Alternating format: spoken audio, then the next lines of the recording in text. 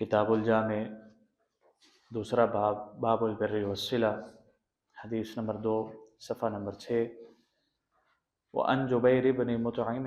رضی اللہ تعالی عنہ قال، صحابی رسول جبیر بن مطعم رضی اللہ تعالی عنہ سے روایت ہے، بیان کرتے ہیں، قال رسول اللہ صلی اللہ علیہ وسلم، رسول اللہ صلی اللہ علیہ وسلم نے فرمایا، لا يدخل الجنت، لا يدخل نہیں داخل ہوگا، الجنت جنت میں، قاطع کاٹنے والا، رحم رشتہ داری کو، متفق علیہ۔ اس حدیث کو امام بخاری اور امام مسلم رحمہ اللہ نے بیان کیا۔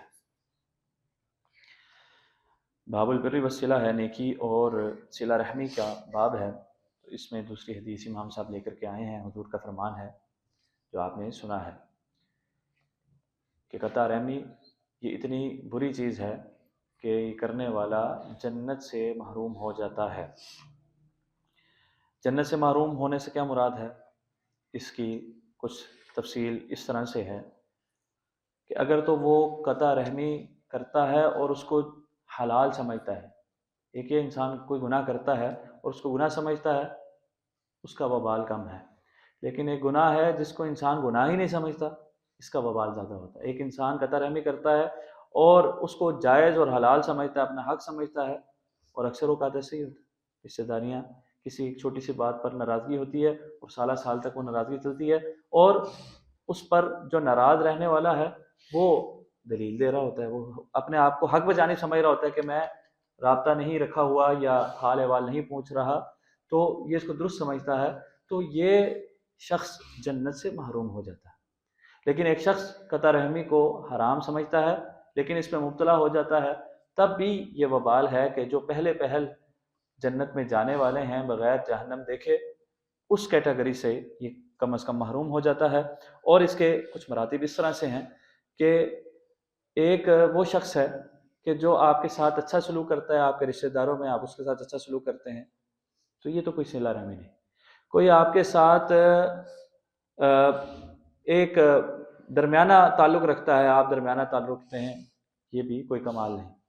اصل یہ ہے کہ کوئی آپ کے ساتھ برائی کرتا ہے، رشتہ داروں میں سے برا سلوک کرتا ہے، آپ اچھا سلوک کریں، یہ صلہ رحمی ہے۔ حضور نے فرمایا لیس الواصل بالمکافی، جو لیول پر آ کر کے، مقابلے میں آ کر کے صلہ رحمی کرے، یہ تو کوئی صلہ رحمی نہیں۔ ولکن الواصل الذی اذا قطع رحمہ وصلھا، کہ جب صلہ رحمی ختم ہو رہی ہو، قطع رحمی ہو رہی ہو، آپ کے ساتھ بدسلوکی ہو رہی ہو، اب آپ صلہ رحمی کرتے ہیں، اصل یہ صلہ رحمی ہے۔ اور اس میں سب سے پہلے وہ رشتہ دار آپ کا حق رکھتے ہیں جن کے ساتھ نکاح حرام ہے، یعنی اگر وہ مرد ہو یا عورت ہو جن سے نکاح نہیں ہو سکتا، وہ سب سے قریبی رشتہ دار ہیں، ان کا سب سے زیادہ حق ہے۔ اس کے بعد جو وارث بنتے ہیں، جب انسان فوت ہو جائے اس کے بعد جو بعد میں وارثین ہیں وہ دوسرا درجہ رکھتے ہیں، ان کا پھر ان یعنی جو جن کے ساتھ نکاح نہیں ہو سکتا، اس کے بعد ان کا حق ہے جو آپ کے وارث بن سکتے ہیں، اور اس کے بعد جو بھی ماں اور باپ میں سے رشتہ داروں میں سے تعلق ہے، جن کے ساتھ رشتہ داری ہے، وہ سب اس کیٹیگری میں آتے ہیں۔ سب کا خیال رکھنا ضروری ہے، اور کم از کم سلام دعا یہ ضروری ہے۔ حال احوال پوچھنا، خبر گیری کرنا، ان کی مالی امداد کرنا یہ ضروری ہے، لیکن اگر سلام سے بھی جائیں تو یہ پھر قطع رحمی ہے، جو اس حدیث میں بیان ہوئی ہے، لا يدخل الجنت قاطع، ایسا قطع رحمی کرنے والا جنت سے محروم ہو جاتا ہے۔ رب تعالی ہمیں اس سے اپنی پناہ میں رکھے۔ وما توفیقی الا باللہ، علیہ توکلت و الیہ انیب۔